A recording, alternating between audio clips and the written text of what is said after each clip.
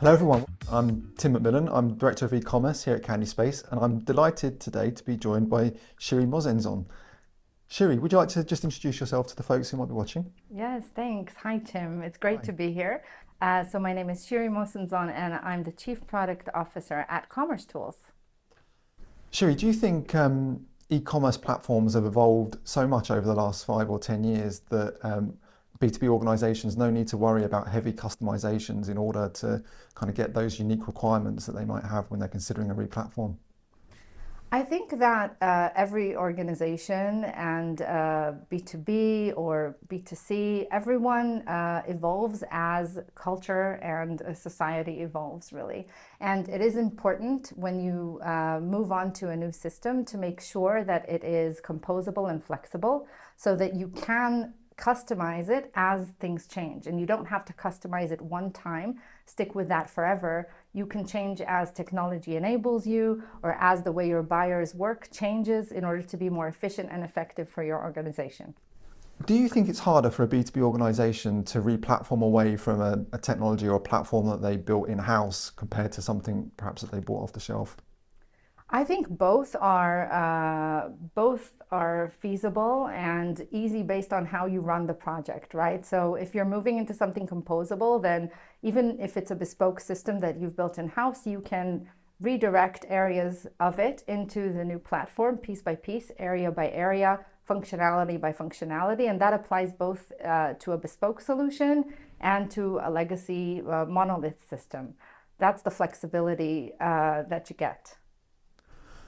So you think it's a bit of an old-fashioned view that just because you built something in-house, that you have to stick with that in-house mentality when you're thinking about rebuilding Yeah, something? absolutely. Again, any system can move on to a new one. It's about how you manage the project and what you're trying to move into. And if you're moving into something that is composable and flexible, it really gives you that power. You can decide what you want to move on to the new platform when, and you can phase it at a pace that suits your organization, whether it's a homegrown system equally.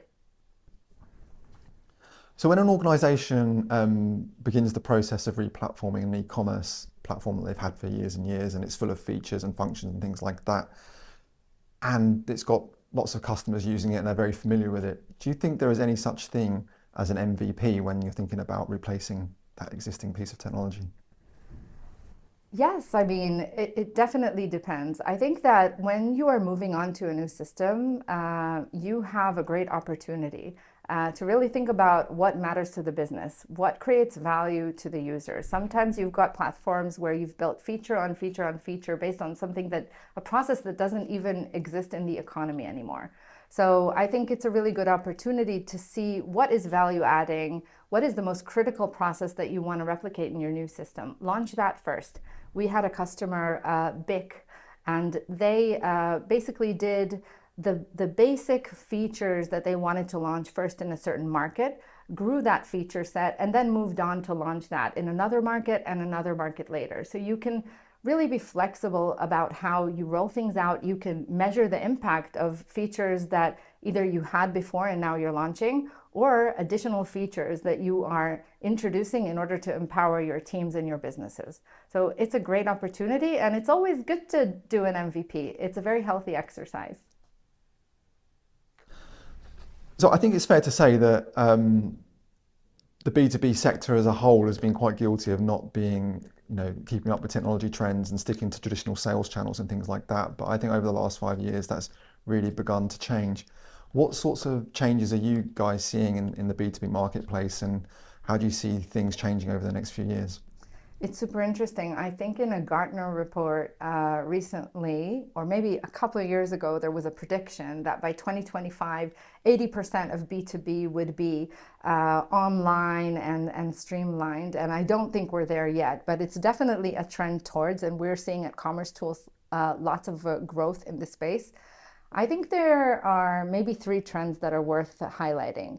The first is that the B2B buyer is now a millennial, And they have expectations in terms of the experience that they're going to get when they're trying to do their job in the best possible way, in terms of how rich the data is, how much information you can have, and comparisons and things like that. So businesses really need to keep up with that type of journey. So that will then drive certain requirements or certain changes in the B2B experience online.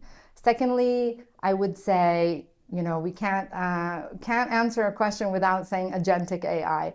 But jokes aside, right? This is really about automation and becoming more streamlined and more efficient in how processes run. And the process of procuring for businesses is cumbersome and has lots of tasks that take time. And those are definitely, a lot of them are going to become automated.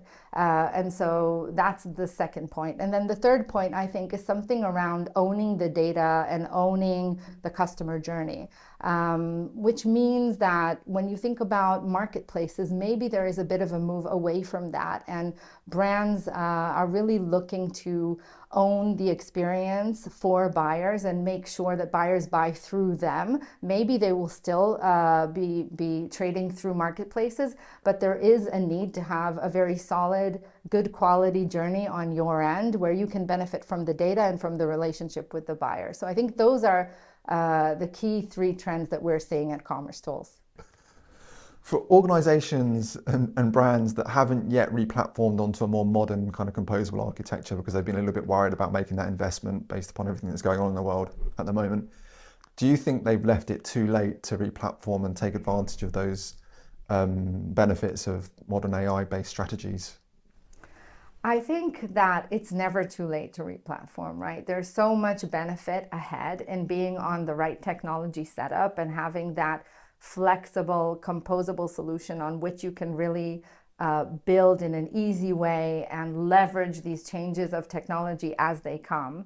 I think that businesses should, this is a call for action really, in a way. Like, yes, it's never too late, but the time is definitely now, not linked to the system, but more about competition, right? Because other vendors, other brands and retailers are taking that step forward. They're moving out of those legacy systems and going on to something that is more flexible, which will enable them to win and really take advantage of all of these positive changes and really be able to cater for this, the new millennial buyer and what they look for when they make a decision to stay and buy with you rather than someone else. So definitely not too late, but the time is now. So at the moment, you can't walk into a room without someone talking about AI, and you're in a really exciting kind of product company within commercetools. So I want to know from you, what really excites you about the potential of AI within B2B e-commerce? So yes, of course, you can't have a conversation without AI, generative AI, and now lately agentic AI, which really has more decision power. I think the wind is definitely trending or blowing that way. AI can help, first and foremost, generative AI can really help enrich the experience and share information in a way that's more convenient for the user.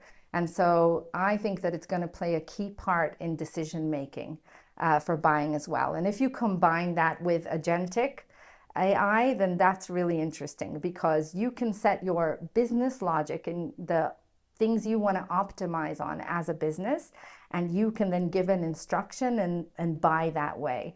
So I think that it's a really interesting time for commerce as a whole, and B2B commerce as well, for automation to really step up gears and create lots of efficiencies for organizations. So it's a great opportunity, and it's very interesting to watch this space as it evolves and who's going to be the first to do what. So when it comes to a B2B organization thinking about replacing an e-commerce solution that's already in place and perhaps they've been building on for years and years and years, do you think there's any such thing as an MVP when it comes to thinking about that future state version of that technology? I think that the focus of organizations that are about to replatform should be around value.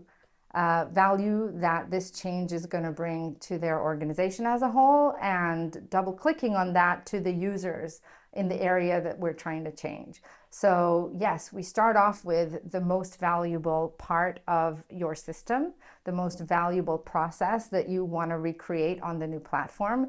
And then when you're on a composable platform, you then iterate quite quickly and build and add on the functionality to really create the journey, the experiences that you need to be creating. So I think as long as we focus on the value, we start with something based on what the organization wants to do, right? Organizations can control their own processes in this case and see what is convenient to their teams and to where they are and how much they want to invest at a given time. Deliver that and then grow using the flexibility that the solution enables. Shiri, thank you ever so much for coming and taking part, and I'm sure everyone's going to really value your answers today. Thank you so much, Tim, for having me. It's been amazing.